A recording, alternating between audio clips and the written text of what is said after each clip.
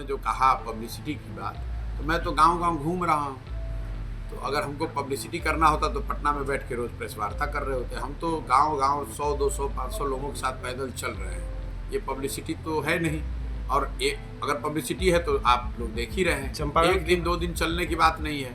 अगर पैदल चलने से पब्लिसिटी मिल रही है तो मैं उनको भी सुझाव दूंगा कि वो भी पब्लिसिटी के लिए पैदल चलना शुरू करें। कम से कम जनता का कुछ भला हो जाएगा।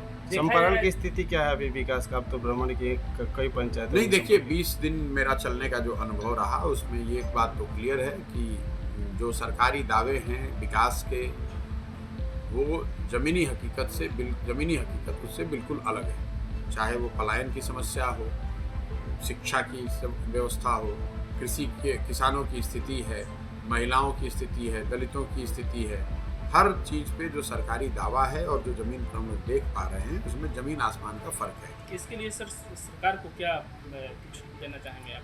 सरकार को मैं यही कहूँगा कि जो पटना में बैठ के या ऑफिसेज में बैठ के जो दावे किए जा रहे हैं उन दावों को सही मानकर अपना पीठ थपथपाने के बजाय सरकार को ज़मीन पर उतरना चाहिए, देखना चाहिए।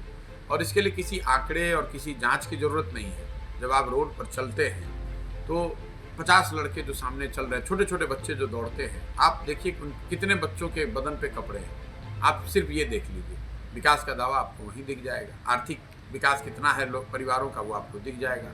जब आप 10 स्कूल में जा रहे हैं तो वहाँ पर न शिक्षक है, न बिल्डिंग है, न बच्चे हैं, तो उससे आपको दिख जाएगा कि शिक्षा व्यवस्था में क्या हो रहा है। इसके लिए किसी जांच की ज़रूरत नहीं है, किसी कमेटी के रिव्यू मीटिंग की ज़रूरत नहीं है।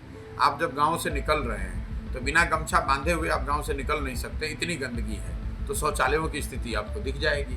जब आप गांव से निकल रहे हैं तो आप देख रहे हैं कि एक भी नल के जल की योजना की टंकी, पाइप और नल वो एक जगह नहीं है, वो कारगर नहीं है। तो आपको दिख जाएगा कि आप जो दावा कर रहे हैं और जो लोग बता रहे हैं, अफसरशाही इतनी हावी है, अफसर सरकार चला रहे हैं। सरकारी जो पॉलिटिकल भूमिका है, जो जनता के चुने हुए प्रतिनिधि हैं, उनकी कोई ज़्यादा भूमिका है नहीं। जो लोग भूमिका अपनी तलाश रहे हैं या भूमिका थोड़ी बहुत जिनकी है, वो इसलिए है कि वो इससे पैसा कमा रहे हैं।